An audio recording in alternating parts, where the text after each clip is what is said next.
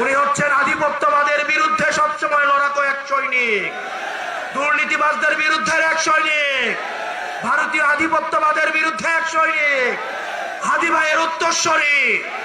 এই মাসুদ ভাইকে আপনারা তার সম্মান দিবেন তো ইনশাআল্লাহ? এই 12 তারিখ মাসুদ ভাই আপনাদের গুড লাক।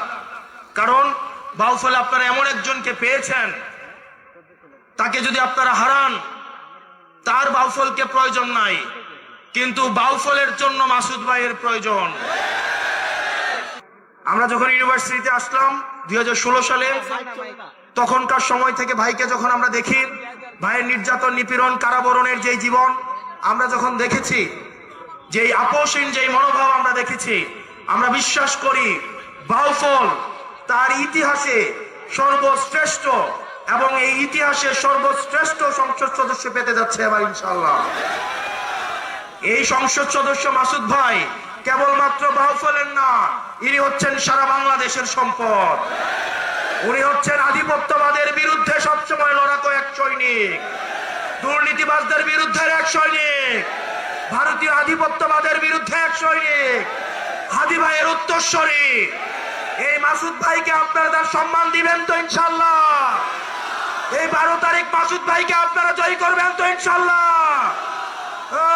ওই 12 তারিখ সারাদিন, 12 তারিখ সারাদিন, 12 তারিখ সারাদিন দাঁড়িপাল্লায় ভোট দেন, মাসুদ ভাইকে ভোট দেন, মাসুদ ভাইকে ভোট দেন, 12 তারিখ সারাদিন।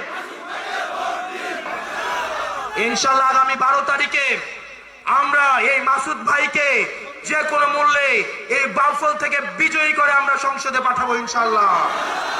ও ইনকিলাব, ইনকিলাব, অবস্থা সংগ্রাম, ইনকিলাব, ইনকিলাব। বাউফলে কোনো মার্কা আছে? সারা বাংলাদেশে কোনো মার্কা আছে? এই সংসদে কোনো মার্কা আছে? ওই সেই মার্কা আরো জোরে সংসদে এবার যাবে, সরকারে আরো জোরে, সামনে থেকে সংসদে, সরকারে